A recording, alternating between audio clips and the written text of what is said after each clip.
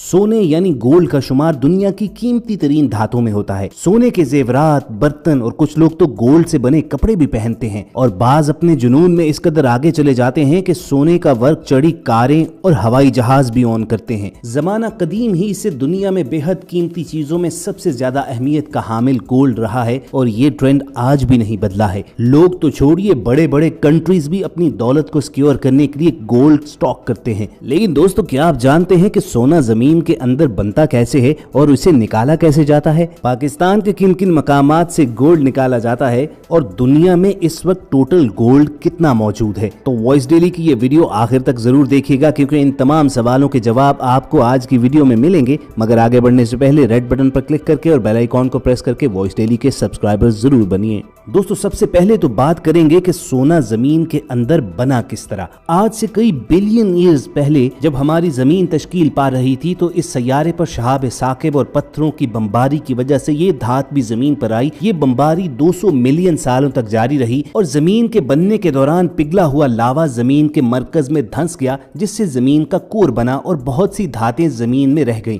दूसरे सैयारों से आने वाली ये धातें बेहद कीमती थीं। इनमें गोल्ड और प्लैटिनम भी था, जिनका कुल वजन अरबों टन था। चूंकि ये तमाम कीमती मेटल जमीन के कोर में पड़ी हुई थी, चुनाचे करोड़ों साल तक ये खजाना इंसानों की पहुंच से दूर ही पड़ा रहा। लेकिन पिछली सदी में इन कीमती धातुओं खुसूसन गोल्ड को निकालने का अमल टेक्नोलॉजी के एडवांसमेंट के साथ ही शुरू हुआ। तो चलिए जानते हैं कि जमीन के अंदर से सोना तलाश किया कैसे जाता है। तो दोस्तों, ये काम भी बिल्कुल तेल और गैस के जखायर का पता लगाने वाली टेक्नोलॉजी के जरिए ही होता है। इस टेक्नोलॉजी को ground print reading radar, in short GPR कहा जाता है। GPR उस इलाके की खुसूसियात को रिकॉर्ड करता है जिसकी बिना पर पता चलता है कि इस जमीन में कौन कौन सी धातें मौजूद हैं। ये अंदाजा लगाने के बाद इस काम के लिए जमीन के अंदर ड्रिलिंग करके थोड़ी थोड़ी मिट्टी निकालकर उसे टेस्ट किया जाता है, जिससे मालूमात कंफर्म हो जाती हैं। इसके अलावा अंडरग्राउंड गोल्ड, सिल्वर और कॉपर के जखायर तलाश करने के लिए VLF टेक्नोलॉजी भी इस्तेमाल की जाती है। इसके लिए जमीन के अंदर लहरें भेजी जाती हैं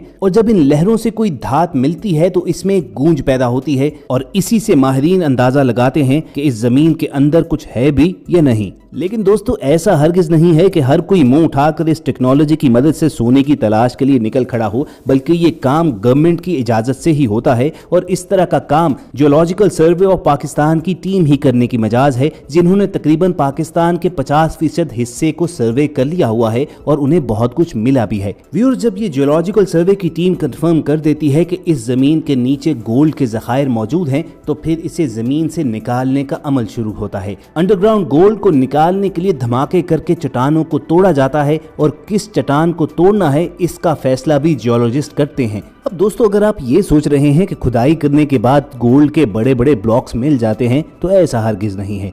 सोना निकालने वाली कंपनीज को गोल्ड के जखायर वाले इलाकों में 300 से 500 मीटर की गहराई तक जमीन को खोदना पड़ता है और उस गहराई से बड़े बड़े पत्थर निकाले जाते हैं। वो इसलिए कि सोना किसी एक जगह पर इकट्ठा मौजूद नहीं होता है। उसके बाद इन पत्थरों को बाहर निकालकर मशीन की मदद से बारीक रेत की सूरत में पीस लिया जाता है। इस काम को करने में कई घंटे लग सकते हैं।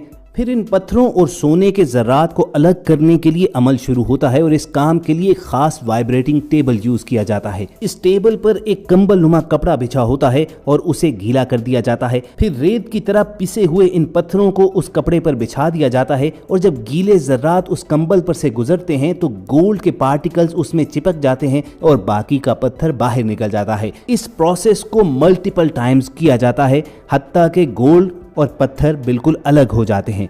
गोल्ड हासिल करने के प्रोसेस का अगला स्टेप इस कंबल को धोना होता है। पानी में कंबल को धोने से सोने के जर्रात बिल्कुल अलग हो जाते हैं और उसके बाद इन जर्रात को पिघलाकर जोड़कर इनको बिस्किट, स्लेट्स और दीगर शेप्स में महफूज कर लिया जाता है।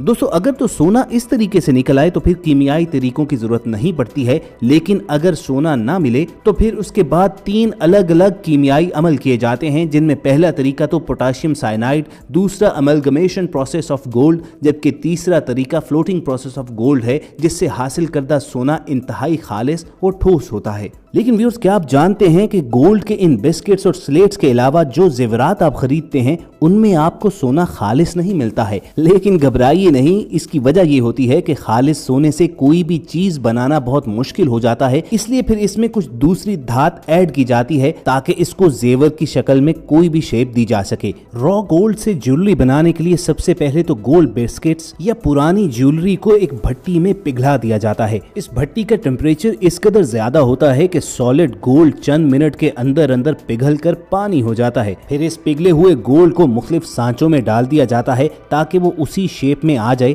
जिस शक्ल में उसे बनाना है। अब दोस्तों, गोल्ड मेकिंग फैक्ट्री का यहाँ तक का प्रोसेस देखा जाए तो बिल्कुल लगता है कि ये बेकिंग जैसा आसान सा अमल ही है, लेकिन असल काम इसके बाद शुरू होता है, जिसमें गोल्ड से बनी इन रॉ चीजों के ऊपर पॉलिश और इनकी रगड़ाई और डिजाइन बनाना होते हैं। गोल्ड की रिंग हो या कड़े, इन पर डिजाइन और इनकी पॉलिश मशीन के जरिए भी की जाती है और हाथों से भी। मशीन के जरिए ज्वेलरी मेकिंग का प्रोसेस ज्यादा फास्ट भी होता है और इसमें गोल्ड की वेस्टेज भी कदरे कम होती है। दुनिया भर में कई ऐसी बड़ी फैक्ट्रीज मौजूद हैं कि जिनमें एक एक किलो सोने की बार से लेकर चंद ग्राम की गोल्ड रिंग भी तैयार की जाती है। ज्वेलरी मेकिंग फैक्ट्री से इस गोल्ड को फिर मुख्तलिफ बॉक्सेस में बंद करके हिफाजत के साथ दुकानों पे सप्लाई कर दिया जाता है, जहां से लोग उस दिन के गोल्ड रेट के मुताबिक इन्हें परचेज कर लेते हैं।